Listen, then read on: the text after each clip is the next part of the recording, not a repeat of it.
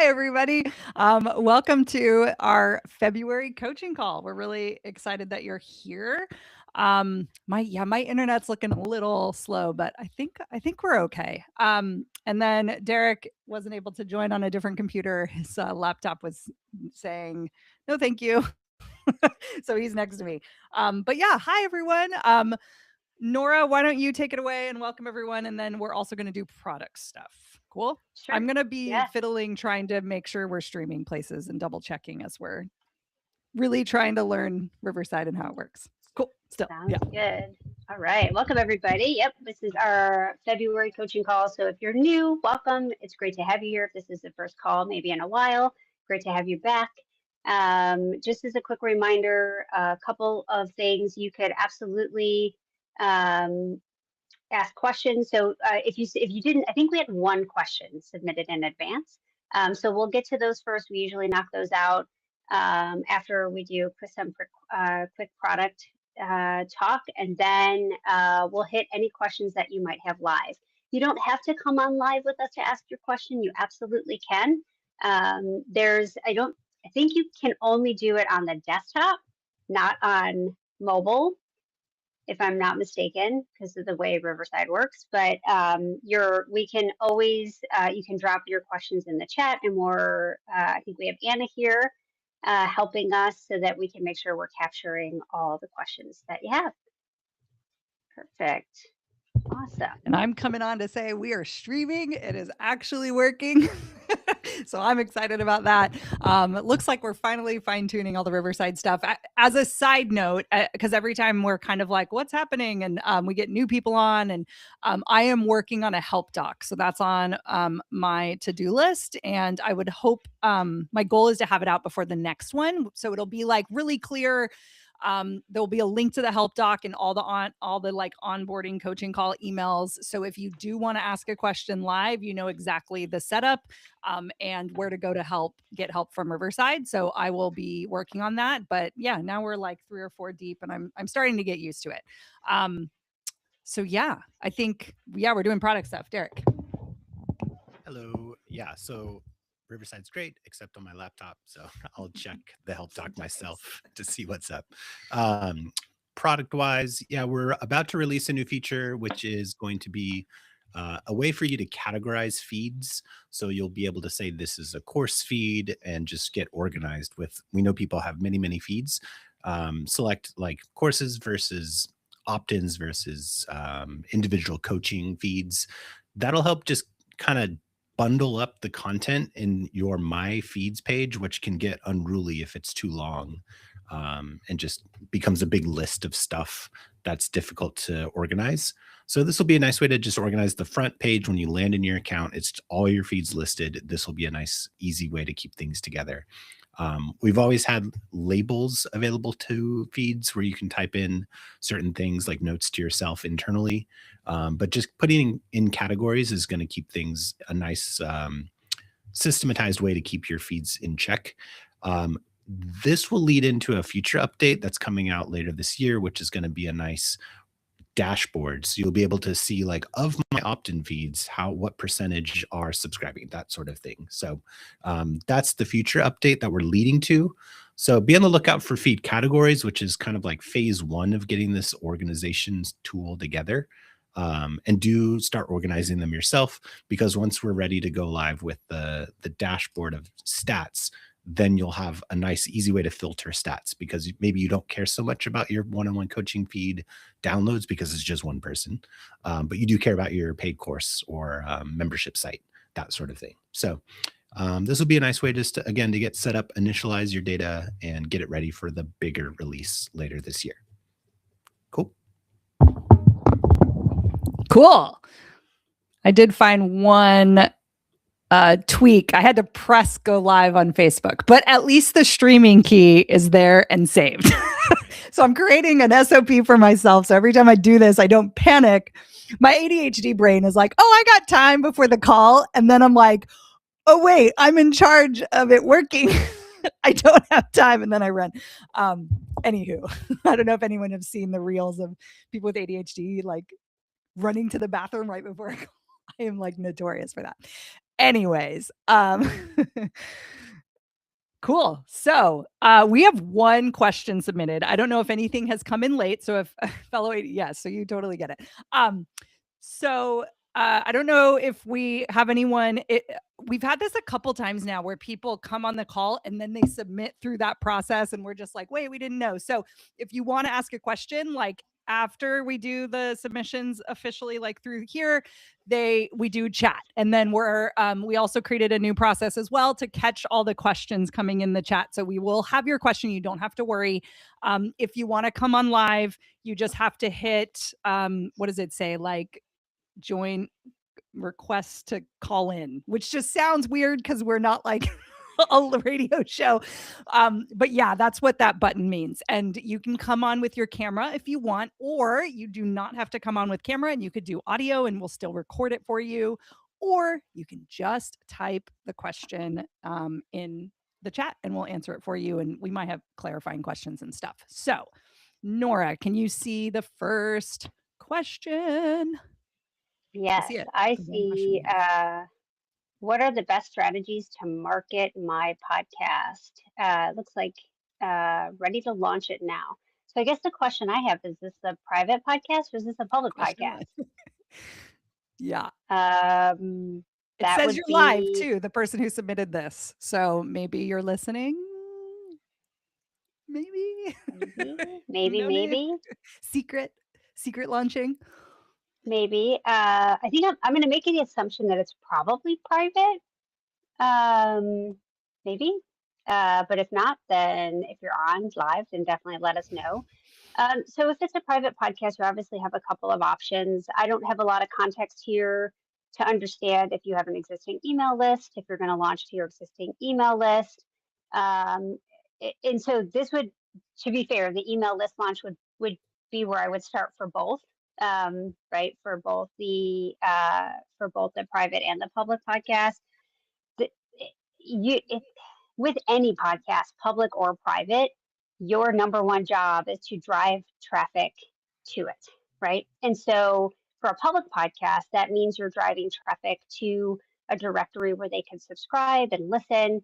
If it's a private podcast, you're likely driving them to an opt-in page of some sort that you have, and then they are choosing to raise their hand, give you their email address in exchange for their unique link to listen to it. And so the question is, what's your traffic strategy going to be?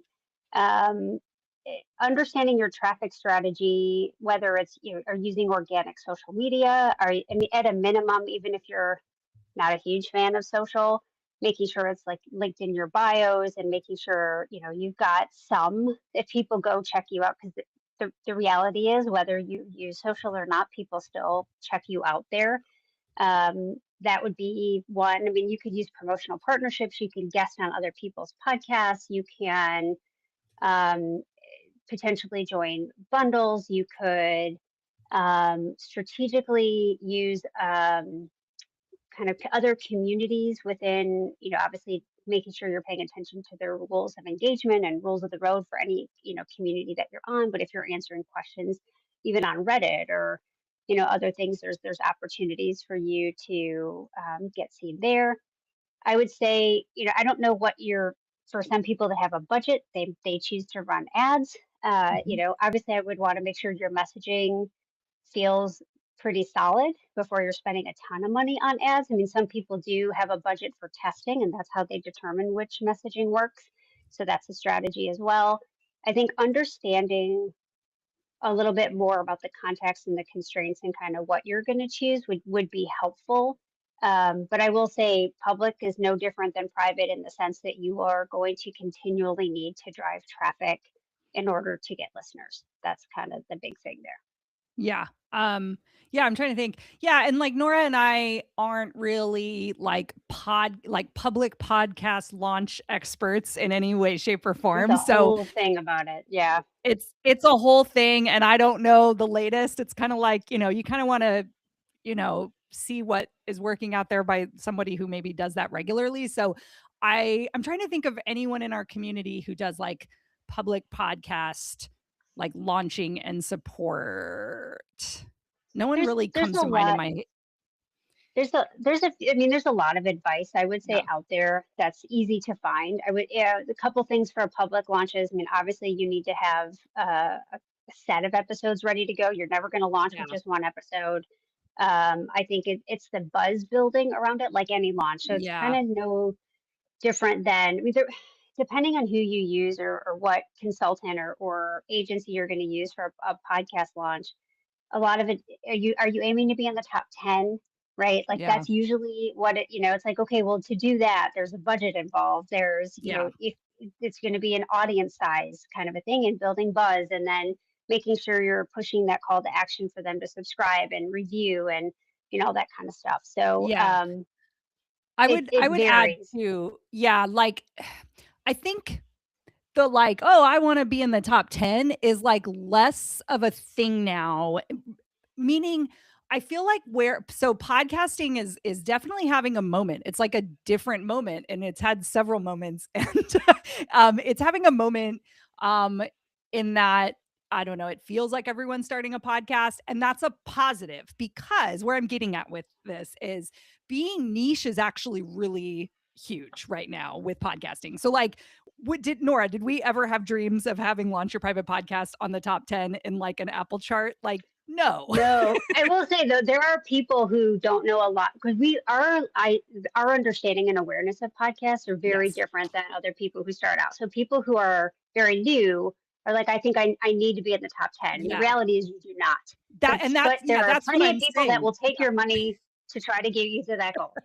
Totally. And like that's what I'm saying is like and I think this is what goes into what we typically encourage people that are using Hello Audio is we tend to say, hey, try to really build your audience, grow a connection with an audience somewhere. Okay. So maybe you have a big Instagram following or you have a big, YouTube account or whatever.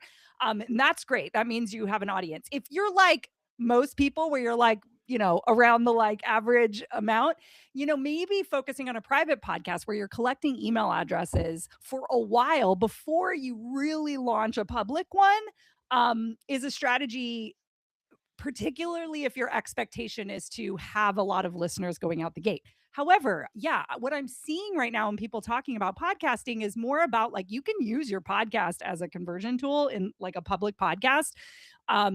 And so like launching super niche can totally work. But from our perspective, we're like, well, why not just make it private so you can actually email those people? And so that's like the mix of like, and so we don't have like the perfect answer. Like we would be able to provide like better coaching if we have more specifics about like what you're trying to accomplish.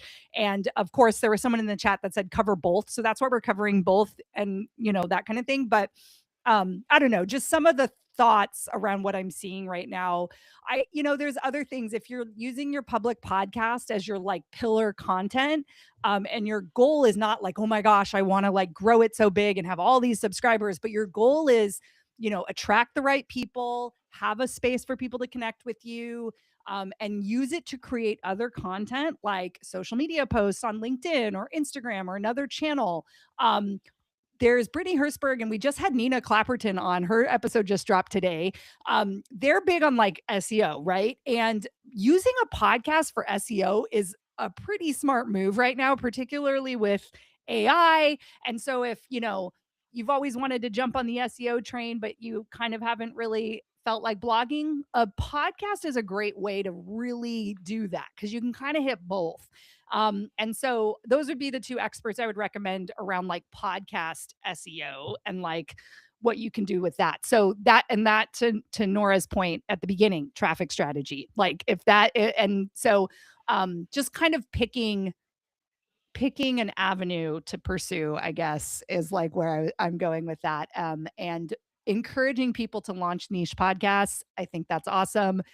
And also the best move is to collect email addresses. And so figuring out what that might look like for you, maybe it is a little strategy later down the line where you launch a public podcast off of kind of some relationship that you built prior.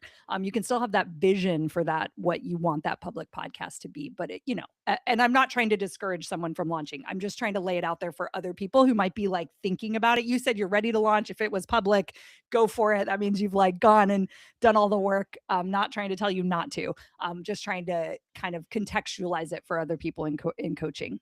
Cool. All right. If you're listening and you're, that was you and you want to follow up, just let us know. Cool. So who is next? I see a question. What if we already have a podcast currently? Can we add you guys, or is it separate? Yeah. So we do public podcast hosting and, porting your podcast. That's like one positive thing about in the podcasting space is like moving podcast hosts is like relatively easy. Maybe it's positive. Maybe we'd want to lock people in and make it really hard. No, it's positive. So we have a help doc on it. If Anna's on, she can drop the help doc. Otherwise I can look it up really quick, but it's just creating, what is it called? Like a 404 feed or no, I don't know. Now I'm in like website. What's it called? It's called something like, a 304 redirect is what I think it's called in podcasting. Yeah. Comes from the website space because an RSS feed is because of blogging. But anyways, that's moot point. So you basically just redirect it. So if you're on something like Buzzsprout or something, you would basically say, hey, Buzzsprout, or hey, podcast internet, like this is now where it's hosted, and it just repoints it. And it's pretty great. Apple can take a little time to catch up. It always is about like catching up. It might be like images or something that get like lost, but for the most part, it's a pretty seamless process. There's the help doc, importing and migrating feeds. Cool.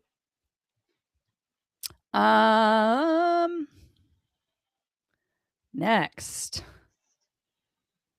Selling an audio course, paid podcast, no video. Love it. We are fans of audio courses around here.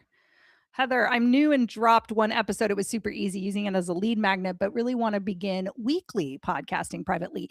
Yeah. So it's interesting. We're seeing some of this. Didn't we, was it Nina's episode? It was somebody we were interviewing. So I believe Steph Blake on Launch Your Private Podcast, her episode is the one where she has a weekly podcast. It's private and she invites guests on. So it from the outside, it's like a public podcast, like the typical setup.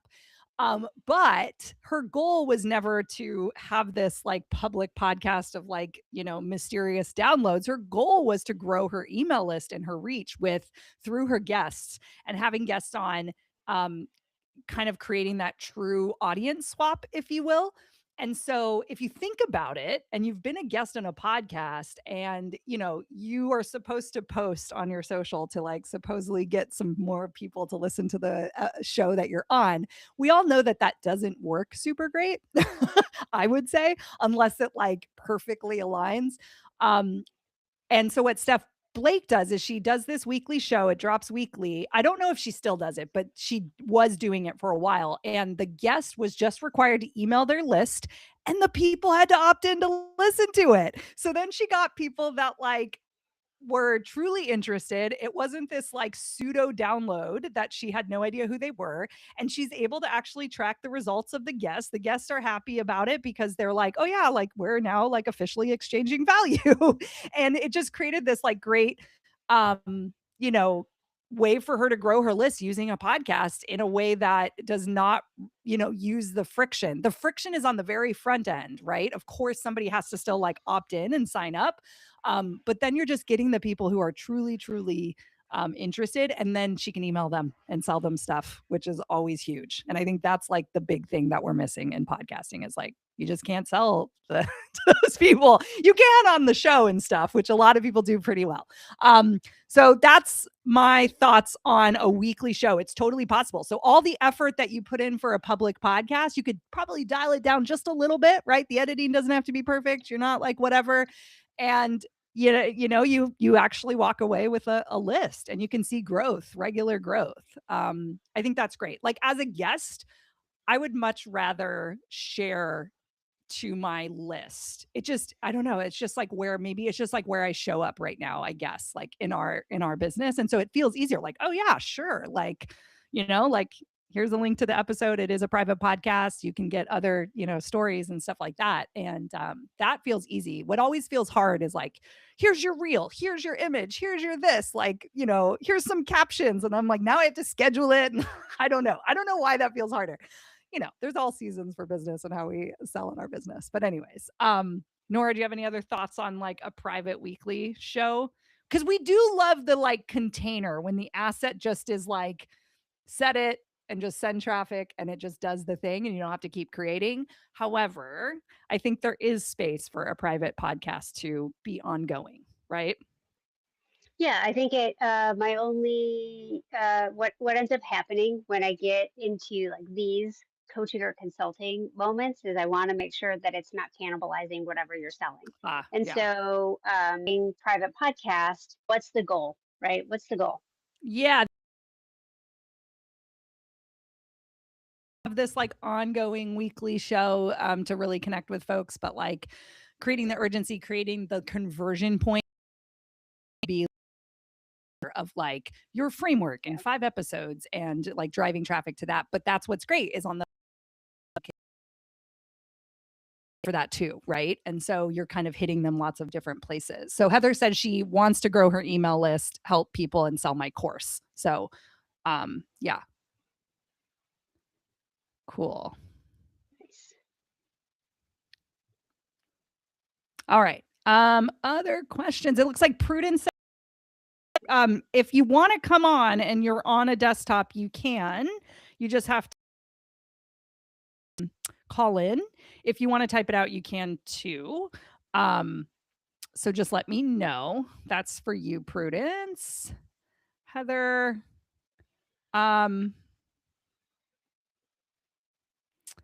Yeah, perhaps I'm better off using it to create a 3-month container and replace the group coaching live, which would be amazing. Oh, yeah, that's another strategy. Yeah, you definitely have a lot of options with private podcasts. Yeah, for sure.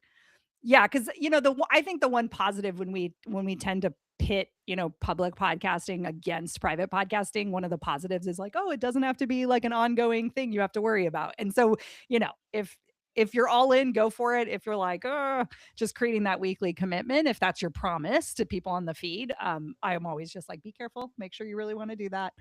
But yeah, it's a good way to get some pillar content out there for sure. All right, we have a couple things. Vijay, I'm not sure how I'm saying that. Vijay. VJ? Let me know. VJ. VJ? Yeah. Prudence is calling in. Beginner at Hello Audio. Is there any initial one-on-one support? We do have a, what's it called? Getting started call. We have, it's not officially in our like onboarding sequence, but that new sequence will be dropping soon.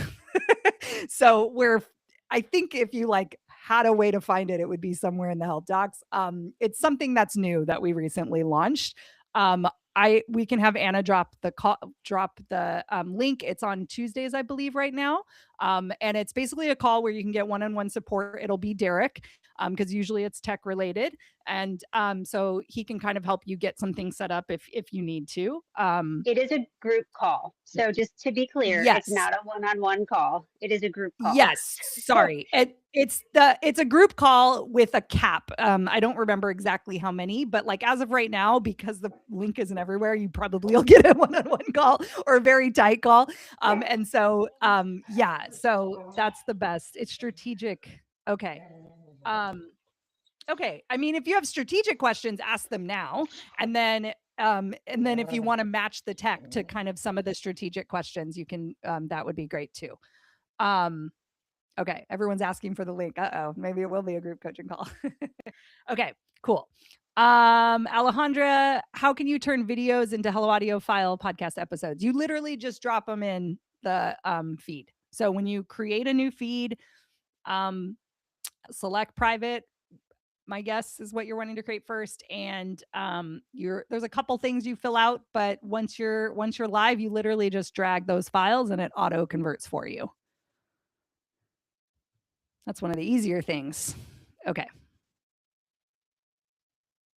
All right. right. Yeah, it is pretty simple. All right. Eve, I see your question. Prudence is waiting patiently to come on live, so I'm going to have her come on, and then Eve, thank you for writing this out. This is helpful. The more context, the better for us. Cool. Prudence. Maybe. I checked yes. That's interesting. Okay. Huh. I checked yes down here, but I had to do it over there. Hi. Hello. How are you? I'm good. Thank you for allowing me to do this because I wasn't sure how to phrase my question exactly. Yeah, and totally. Kind of piggybacks on the guest conversation as well. So question is looking for tips and tricks, I guess, for intros, possibly music and guests, but I'll give you a bit of context is so new to Hello Audio. I've been around for a while, but haven't done anything. And so with that, I'm using a private podcast as a lead magnet. And I would like to have the one main episode. And then I would like to go into choose your own adventure process that because I'm answering objections and questions that potential clients would have of a VA. And so I was kind of around the intro, I'm kind of wondering because they can jump around, like there's production of an external podcast. Should we do like a little bit of a music, high repetitive intro for every episode, I guess is where I'm trying to go. And then I was kind of wondering how to do guests because it will be a standalone container. But I'm looking at having the guests as being some of my clients. Oh yeah. Yes. We're fans of that for sure. So the intro, it's funny. We've created a lot of private podcasts now ourselves. And in the beginning, we had this like little ding and like, and it's cool because when someone binges, it's like, oh yeah, now a new episode is on or whatever. And so I was doing that in the beginning. And now I'm just launching it, man. I just like adding the ding into script isn't as easy as I feel like it should be. And so and I might be doing it wrong to be fair. But it's hard. It's harder than I thought. You have to like go into a file and like copy it and paste. It's weird. Like I wish I could just like right click and say like grab my like intro. There you go, Descript. So maybe it's easier on Riverside. I'm going to actually start editing a little more on Riverside. So all that to be said, sure. If that feels great for you and you're, and you want to create that like experience and that vibe, I think it's great. You do have to find like, the open source stuff and all of that, but you can keep it really simple and a chime like how Netflix has like the dong or whatever, like maybe not so heavy, but like something just short like that totally can work, right? We definitely don't want this huge long intro. However, I will add on a lead magnet, what I think can work really well as you talk about guests is that being your stinger is like someone coming on saying like, oh my gosh, Prudence is amazing. She helped me do X, Y, and Z, like, or like I was really scared about joining or blah, blah, blah. And you just have this like little snippet and then you transition into, your thing. And you're basically just plugging testimonials at the most important part, which is the beginning. And the reason why podcasting advertising does so well is like people just listen to it, and if you're not making it 45 minutes and this whole thing about how you're drinking a green smoothie every day and, slaying an AG1 or whatever, then they're not going to skip it, right? They're kind of curious, like what this person has to say, right? And they think it is part of the content. You've like tied it in. So I've been suggesting that to a lot of people. So definitely like depending on the vibe and how it flows, but if you were already planning on having them on, just like a tight snippet could be really great. Like that, like really powerful moment, like pull that quote, like those pull quotes are huge, right? And then you can have the whole episode too, in a different part. But I would put those testimonial stingers on the main content too, if you're planning on keeping them a little separate. So my 2 cents. That's perfect. Thank you. Yeah. And then did you have other questions about the lead magnet or anything or the structure of it? Well, I was trying to decide to just go ahead and start the main one, and like someone else had referenced, just publish every week. I'm not sure I want to do that yet, because depending on, like, for example, getting the testimonial and stuff in. So from a testimonial perspective or the interview, we still would do our own thing offline and upload into Hello Audio, right? What do you mean? Like providing the recording, because we don't record in Hello Audio, right? No, yes, good. That's what you're asking. Yeah, no, we do not have recording features. If we ever launched it, they would be relatively minimal. Like, we're not trying to compete with Descript or Riverside and make it anything serious. But at the moment, we don't have editing. So that needs to be done outside. Yeah. Okay, perfect. All right, that helps me at least get that image outline in my head and on paper. So I appreciate that. Thank you for closing the gaps. Cool. And of course. And for anyone watching, the Choose Your Own Adventure feed is a fascinating one. Are you pairing it with like a quiz, or are you more just like, hey, depending on where you are? Oh, sweet. So you're keeping it simple. I love that. Yeah. Did you listen based on the title? Cool. Did you listen? Oh my gosh, we just did? She was a best of. Did you listen to the episode of a case study of the person who did this? Yes. Yes. Okay. Her name is, I'm like blanking on it. It starts with an E. Yes, it was really good. Yeah. Her last name is Kime, Ellie, I think. Ellie. It's Ellie. Yeah. Yes. That was a good episode. So, and if anyone's like, oh, that sounds really cool. The concept is the lead magnet is potentially, it's mainly for people like looking to work with you, right? Like, and trying to make a decision possibly to work with you or buy your course. Yeah. So for her, I can't remember exactly what she does for a living, maybe copywriting. And so she was talking about the fears that her people have. And so she kind of directs them to pick, and the episodes are all titled like, I believe this, right? Or like, whatever the objection or the block is, or the mindset issue. And she just says, listen to the things that make sense. You don't have to listen to all of them. And she said people love it. And it ends up being like research of her audience, because she can look at downloads and see what the most common issues are or themes. And then you can create more stuff around that, or maybe a whole private podcast that's about one of those questions, because you're realizing, right? Like that's the main piece. So it's a great strategy. So good luck. Keep us posted on that. Thank you. Yeah. Cool. All right. I see Alana is calling in. Let's look at Eve. Alana, we will get to you. Hopefully you can see me and hear this. We'll get to you after we answer this question from Eve. Cool?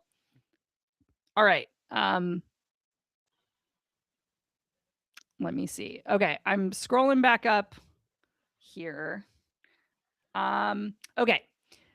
Limited private podcast series to support potential clients' decision-making process about a role. Okay, look, very similar. A $7,500 program. What should be in it? And like, should I cover their identity, the framework, the process, basically the structure of this private podcast series that we're hoping helps convert to a sale of a program. And then it's a self-leadership lab. It's 6 months. I'm trying to cut it. That kind of thing. Okay. And then she has a framework and a process. I suppose the question's about the structure for the series that invites women to start a conversation or submit an application to a 6-month program. And then, I think that's that. Nora, this seems like a little more your wheelhouse. Yeah.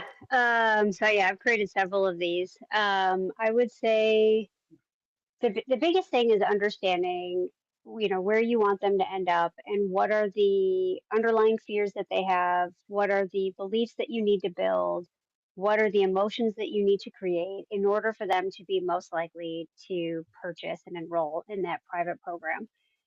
So price point, yep, 75. If we've done private podcasts that have absolutely led to higher ticket programs, so that's not really the issue. The issue is making sure that you understand you're taking them from where they're at. So when they first hit play on that very first episode, to the time that they're done, where are they beginning and where do we need them to end up? And so my recommendation to you is to always kind of detail those out. So what are their perceived needs? And those can shift as they have epiphanies, as they become more aware of things, as they, as you share education or aware, other things with them. I think, this conversation arc is also demonstrating your ability to help them achieve whatever that outcome is that they're looking for. So, what's the big promise of enrolling in that program, and making sure that you're demonstrating that. So that could be through, we always say like stats, facts, and stories. It could be stats around the clients that you've worked with. It could be stats about why, creating the urgency of why they want to take this, why do they want to enroll now versus later, the opportunity or the cost of doing nothing, or doing it a different way. It could be client stories that you're sharing, like client success stories in audio, that you're dropping in there so that they kind of have an understanding of what it is. I think about all the questions that people typically ask on sales conversations too. So not that you need to get into like a nitty gritty in terms of like onboarding people in terms of the process and step by step, but people typically want to understand the roadmap. They want to understand the success path at a high level. They want to understand the timeline, how long it's going to take them to get results. I think all of those things, it's just demonstrating the value of that program can, with respect to the outcome that they're going to achieve. And so, typically on average, I would say for something like this, I tend to have anywhere from 5 to 7 episodes. 5 would probably be what I typically would recommend, and then I use the 6th and 7th episode as optional, in the sense that use them as re-engagement strategy. So I might drop that 6th episode, a week or two later, or maybe 30 days later, or 3, depending on how long your sales cycle is and how long it takes people to make a decision. Because when you drop that new episode, obviously they get alerted, or you can send a message saying that there's a new episode. Then that could be a case study episode. It could be a bonus, like a quick training. Hey, I just did this training for our private client group, wanted you to have a sneak peek of it. You could put like a little sample slice of it in there. There's a few different things you could do from a re-engagement strategy on the 6th and 7th episode. But typically that's what I would recommend. I've been able to get away with just 3 episodes to get this done too. So a lot of it just depends on where they're coming in, where people are coming in, and the beliefs and the underlying fears and questions that we're going to need to address to make them most likely to be able to take the plunge and enroll. Cool. Does that answer your question, Eve?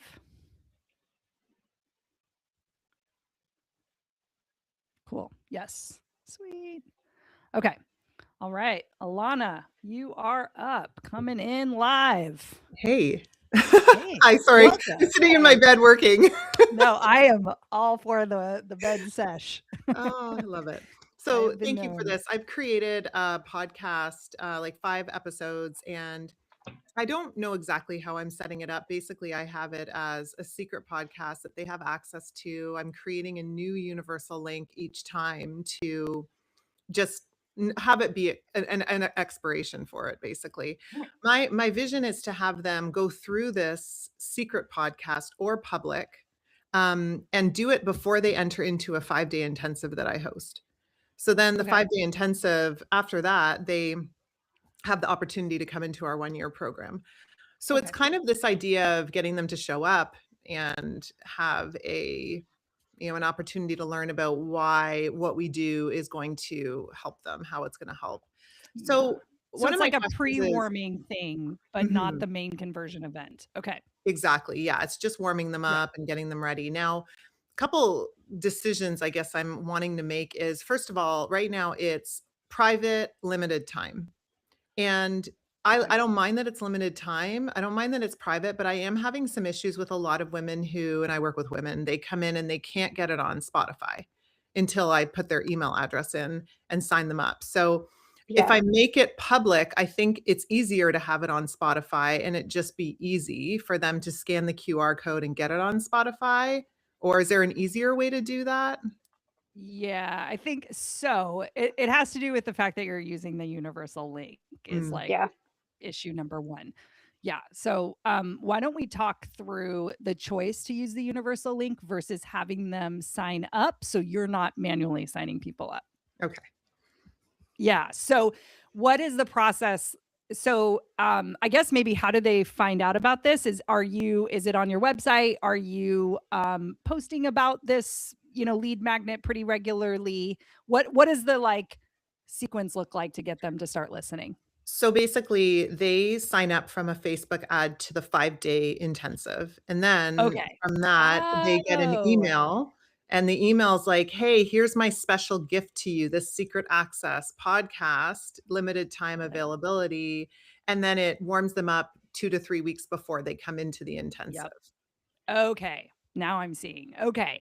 So yeah. So, our recommendation would be to have that link, I guess, Nora, would you say, like delivered if depending on her email service provider, like in the email, it should be the custom link, right? And is that, If you want to use Spotify, yes, yeah, Spotify will not use, you can't use universal links with Spotify. So if Spotify is important as is an app that your audience uses, then it has to be a unique link tied to their email address. yes. And so the flow would be they sign up for this challenge. She doesn't want to hit them with the Hello Audio sign up email because they didn't Right. even know they're getting it, right? Yeah. So what you need to do, what email service provider do you have? Do you use I use ClickFunnels as the landing page, and then I Okay. use Keep as the CRM where they get the emails. Okay. Okay. You So can we're gonna custom need field thinking. Zapier here, huh? Yeah, she can do custom fields, so it'll still work. But with that, yes. Yes. So basically, what you need to do, Derek, do we have one specifically on Keep? Like No. What Keep used to be which one? Infusionsoft? Yeah. Yeah.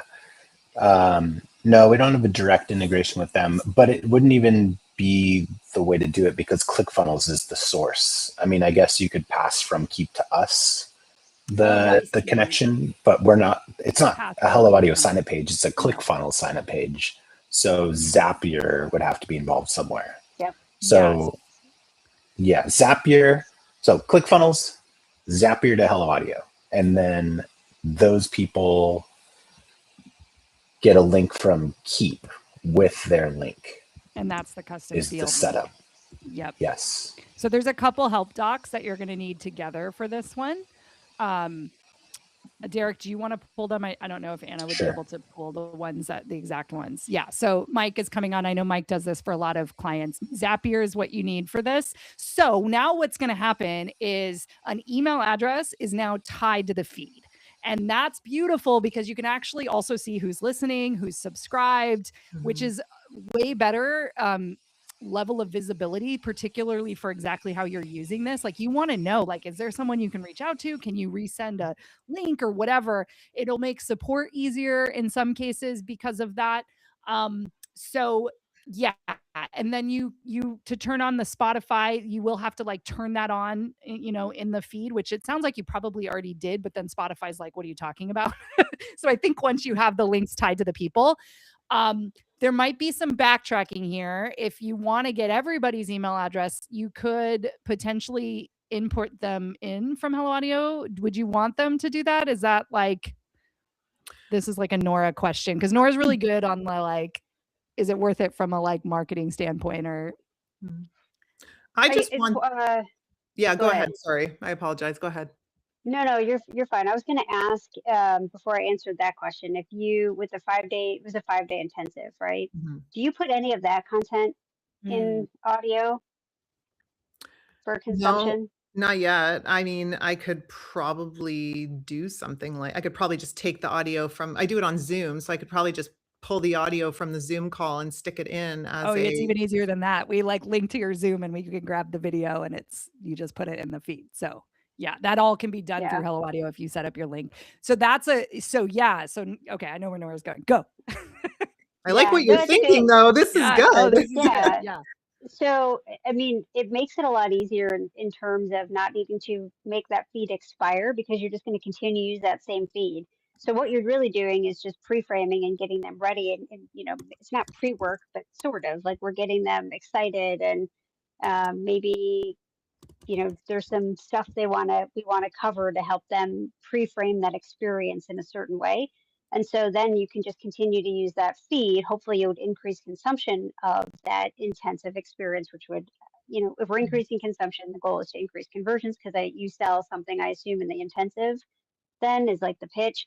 So then that whole sequence, the content that you've already created just lives also in this private podcast. Now, could you expire the private podcast? Now it gets a whole hell of a lot easier because it's tied to their unique email address and we're just cutting it off on a certain date, or you can, depending on what plan you're on. We've had people on the Powerhouse plan just do like, if you're doing like a live, this would be like a live intensive. It's not like an evergreen intensive. Then that expires on a certain date and that's the cohort for that. And we just, we create a whole new feed for the next cohort. So, Just duplicate, yeah, just duplicate episodes that need to be there. So there's this, if you did it that way, I really think that it would increase conversions on the back end for whatever offer it is, consumption during that intensive. And I think it gets people used to it without needing to worry about, oh, I go here to listen to this, I go there to listen to that. It's like all in one place, especially for people who are busy. And I will say, like, I've seen that, I've been doing this so long, that it's like challenges, like, they're like popular and not popular and they work and they don't work. And no matter when you point me to a place at time with all this stuff, right? There are people who just can't go. I've never seen a challenge where there's not some level of drop off, or a daily thing where there's not some level of drop off from day to day. And I think that's where, at least in what we've seen with our users, is that's where audio can help fill that gap. Is like, I can't come during the time I had a meeting. Now I can actually catch that on audio, where if you gave me that replay, which I'm sure you're doing, I'm not watching a replay because I'm not going to sit at the computer at 10 o'clock at night, but I'll hit play while I'm taking the dogs out or, whatever. So I do think if it were me, I'd probably look at doing that and just carrying it through. And then you can make the choice whether it's a cohort expiration or on a specific date to get that content, which will ultimately create urgency to buy or to consume, and then hopefully to ascend to that offer. Yeah, that makes sense. And then it's easy for me to just cut it off, like, because the offer is only good for, say, 5 days. So then I could cut it off at the end. And the replays are only usually available till the offer is available. And then I've had them in a WordPress page just so people can access that, but it's separate. This is so much easier to have them in one place. And then, I mean, I have slides, but it doesn't matter. I can probably just describe the slides and then that'll be fine for Or that. link So to a PDF of the slides. that's a good idea. Lots of Can people you, do that notes. in the show so notes. Yeah. can you attach the PDF in Hello Audio, or would that would probably be just a separate email? It's not, we don't host the file, no, but so if you make a Google, I think the best thing would be like a Google, workbook, now that Google has tabs, thank God, just like, a view. And so you just link to like the Love the workbook or tabs. whatever, the slides or whatever you're creating. So yeah, it needs to be hosted somewhere else, but usually, I mean, I know we use Google, I don't think we've ever done slides. I'm trying to think, but I've made slides in Canva, and Canva has a feature where you can link to the slides. So depending on, like what your setup is, but no, we do not host the file, but we can host the link in the show notes. That's To great. the 'Cause I do direct use file. Canva, so I'll look at that as well. So there's a cool way you can even do the recording. Like you can host the whole recording there with slides, with your picture, and then you can link out to it and say, hey, if you prefer to watch this and like, whatever, then just direct link. Okay. I love how much Yeah. you know about all of this. This is great. I wasn't expecting all these great ideas. This is We've amazing. been doing this a while. So good. Yeah. So basically go back and look at these documents because I would need to know probably how to make sure it's all set up properly, Yeah, hooked up there's with SAP, and Yeah. then now We've you got some probably moving don't. pieces, but Yeah. once you get it set up, it'll be good. And once you kind of create the flow, particularly because I know exactly where you're at. Are you running these monthly, quarterly, or I weekly? run 6 or 7 a year. Okay, cool. So you like run ads. Yeah. So just creating that flow for you and your team, if you have a team of like, the new feed gets created and the like it should, once it all goes, right? We all know, right? But there's usually a lot of moving parts. So, hopefully for the next launch, just reach out, let us know. Derek has a getting started call that he hosts on Tuesdays that can help with tech. So if you sit down, you read this and you start pressing buttons and you're like, oh, I don't know, wait, what? That's a good call for like the real tech stuff. We kind of do this call a little bit more marketing and messaging and kind of like ideas like we had today. And so Derek can kind of help you with the execution. Okay, that would be amazing. And you also hook up with ManyChat. I just started with Yes. ManyChat, so I see Yes. that would be Yes. great to know. Maybe you have some help articles. And then are the Tuesday calls something I got an email about this one, but I just joined No, with so the Hello Tuesday Audio. call is a sign up. It's like a first come, first serve. There's only so many spots. So it's like group, but it's like really targeted for like getting started, or like Derek will go in your account or like look at a Zapier thing for you, which we don't really want to do on these calls as much as we can like help, because it's hard, because it's like, some people are watching and they're they don't use those features or whatever. So yeah, that's supposed to be a little more hands-on with your account, where we can like even control your computer if you wanted us to, that kind of thing. Okay. So yeah, that you don't get an email about it. There's a direct link to it. I can pull it really quick. You have to sign up. I would love that. And then I'd love those. Is there some way for me to find the articles so I could just even go over a little bit of that before and see what I can find out before I hop on? I think, Derek, are you dropping them or? I dropped a couple links. One is the Zapier steps. It's specifically for ActiveCampaign, but it's very similar to Keep. So you could follow the Zapier integration for getting that link into Keep and then put it in an email. And then drop the link for ManyChat also. Okay, I'm just looking. Do you see the chat in the Riverside? I have the chat button and it says 7, but every time I click it, it doesn't bring the chat up. Oh. Okay. Okay. You can either ping me an Instagram if you want, and I can drop the links, or you can send us an email and I'll pull these links for you. Are you just under your name on Instagram? Yeah, Hello Audio FM. Okay, Hello Audio. I'll pull those right now. So just so you know too, so inside the app, when you log in, there's that little blue, I think it's still blue, bubble, like the chat bubble on the lower right-hand side. You could always message in our support. We have an AI assistant that should hopefully help with some finding like help docs and other, help.helloaudio.fm will get you to our help document library, which has a search functionality, but you can message support at any time, and we're happy to try to point you to those help documents as well. Thank you. Prudence just said you can't read chat when you're live on the call. It comes back on when you're off being live. So I guess that's a little odd nuance for learning the nuances of Riverside. Chat is probably, because you wouldn't need to see it if you're on live. Like, come on, Riverside. I mean, yeah, people could be like, yeah, woohoo, go Alana, and she wouldn't even know. Wouldn't even see it. Oh, God. Yeah, this is great. And then there are probably some video trainings in there on I watched a bunch on the initial setup, but all the things that Hello Audio can do. I always like to know what a program is capable of. Like some of the things you've shared today are so valuable. Is there training on that as well? It's interesting. I'm trying to think from your perspective. So we have been revamping the help docs. Like we revamped them last year. We have some new stuff that we've put out. And like one thing that we don't have is like a place where it's like all our videos and like, and like, of course we have like a bunch we want to make.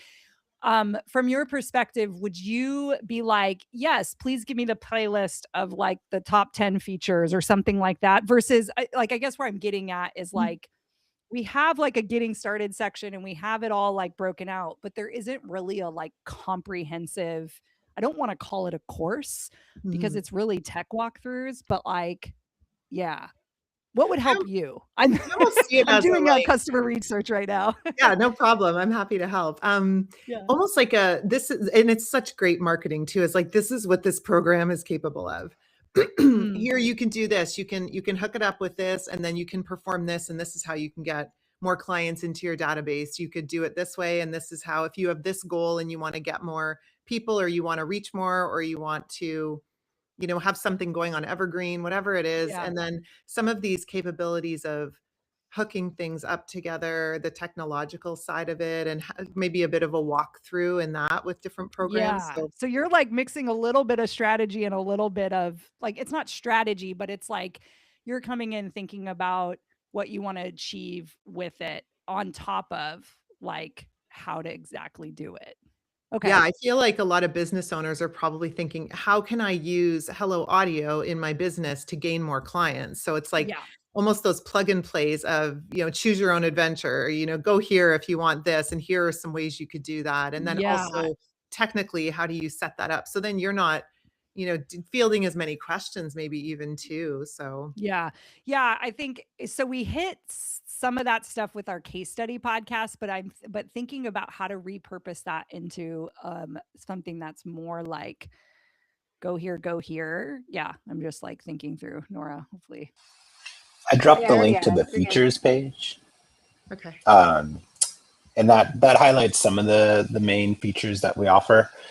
I don't think it's been mentioned yet, but the instead of manually turning off content at a certain date, they can be automatically turned off. So you don't have to go through and switch them. So one of the features listed there is the automatic expiration of the feeds.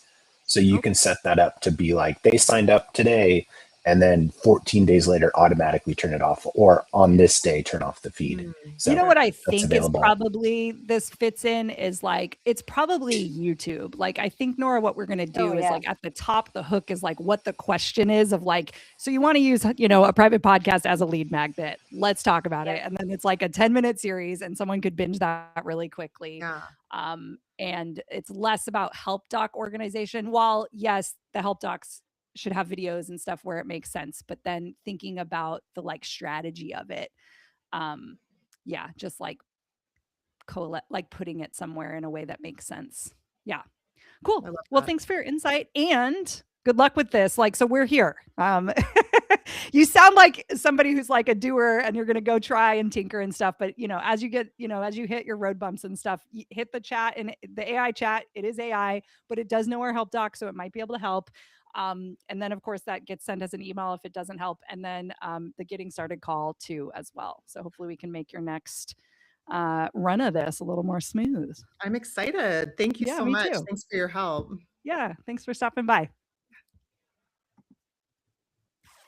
Cool. Cool. So who is next? Or what do we have next? Know how to. Oh, I think I can remove you 1 second. There we go. Failing. I always forget where the remove is on my end too. Getting a little better. Awesome. Okay. Cool. We are hitting 11 o'clock on the dot, my friends. Look at us. We go to 11:30. Is that true? Oh, I don't know. It's set for 11:30 because we always go over, but if we don't, that's cool. So yeah. Any other questions before we call this a wrap? Yay. Oh, you're so welcome. You are so welcome. Thank you for coming. Yeah, so recording of this session, it ends up in a private podcast because duh. And then I believe our workflow now with Riverside, Anna does it. I believe it basically lands as like a standalone thing that you can visit if you don't want to just listen to it. She also pulls every link that was mentioned in the chat and puts it in there so people can click on it as they're listening and that kind of thing. So yeah. That's where the recording ends. So if you do not have access to the private podcast, this is a universal one. Anna just dropped it right there. Anyone who doesn't have access, you don't have to sign up or anything. It's cool. There you go. You're so welcome. Awesome, my dears. Well, we will catch you next month. I am going to put some of those in our events calendar. I'm going to do the getting started calls need to go in the events calendar too, because I think I only did it only through February or January. So now that we prompted and talked about it a lot today, the rollout is live officially now. So I'll get those on the calendar for us as well. And yeah, we'll see you. I don't know exactly what day it is. Does anyone know off the top of their head or have a calendar open? March 2nd Wednesday is always what it is. March something. I think it's March 11th. I think it's 11th actually. Again, I think it's one of the times Yeah. where it's the same. Yeah. February, 28 days. Not a leap Yeah, year. 28 days. March 11th. Oh yeah, math. Okay. Cool. All right, friends. We'll catch you next time. Take care.